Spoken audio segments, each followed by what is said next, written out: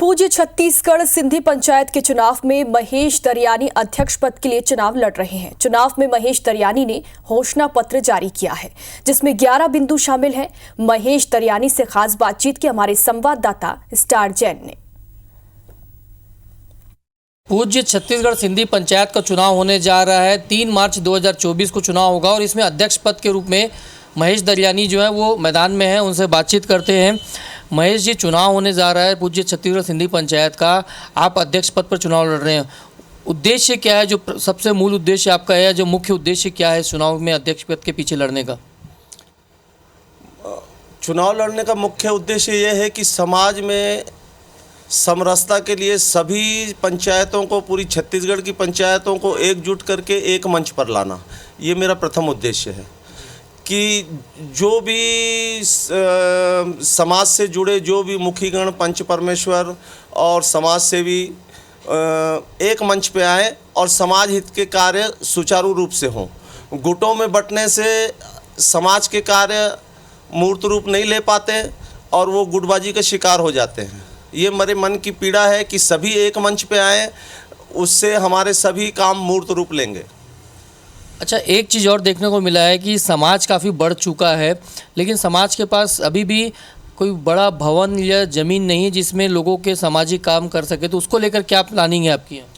मैंने सबसे पहले पूज्य छत्तीसगढ़ सिंधी पंचायत के कार्यालय की स्थापना के लिए मैंने कहा है कि ये 3 माह के अंदर एक स्थायी कार्यालय का निर्माण हो जाएगा और आगे 365 दिनों में मैं समाज के भवन के लिए भूमि की व्यवस्था करने की प्लानिंग कर रहा हूं, जो 365 दिन में मूर्त रूप ले लेगी, भूमि की व्यवस्था हो जाएगी, ऐसा मेरा वादा है। एक चीज़ और मैं जानना चाहूँगा, क्योंकि सिंधी समाज में बहुत सारे युवा हैं और प्रतिभाओं की कमी नहीं है, लेकिन उनको सही मंच नहीं मिल पाता, उसके लिए क्या प्लानिंग है आपकी? सिंधी समाज मूलभूत रूप से व्यापारी माना जाता है। शिक्षा के क्षेत्र में तकलीफ़ें हैं। आगे इस दिशा में प्रयास किया जाएगा कि जो युवा छात्र हैं वो पीएससी, यूपीएससी और आईपीएस के लिए आगे बढ़ें, उनके लिए मंच तैयार करना और शिक्षा के क्षेत्र में और जितनी भी हम प्रगति कर सकते हैं उसके लिए जो कुछ करना पड़े उसके लिए आगे आना। समाज में बहुत सारे युवक युवती हैं जो शादी योग्य हैं, लेकिन पर्याप्त व्यवस्थाएं नहीं हो पाती या एक दूसरे से मुलाकात नहीं हो पाती। इसके लिए क्या योजना आपके पास? ऐसी समाज में बहुत सारी कुरीतियां हैं जिस पे विचार मंथन करने की ज़रूरत है। रिश्तों के मामले में भी ये बातें आ रही हैं कि उम्र निकल जाने के बाद बात तक रिश्ते नहीं हो रहे हैं। ये बहुत पीड़ाजनक है समाज में। उसमें जो भी कुरीतियां हैं उनको दूर किया जाएगा। सिंधी समाज में, और सिंधी समाज बोलें या सिंधी भाषा बोलें या सिंधी संस्कृति बोलें, इसके उत्थान के लिए क्या प्लानिंग है आपकी?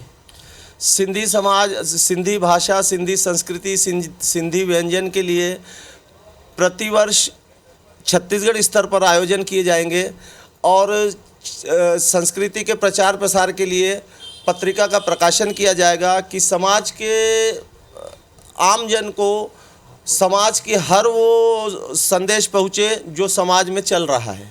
समाज में युवा विंग भी रहती है, महिलाएं भी रहती है, तो सामाजिक रूप से इनको किस प्रकार के मौका देने की प्लानिंग है ताकि एक आपसी सामंजस्य हर वर्ग में बना रहे और सभी को प्रतिभाओं को बराबर मौका मिले?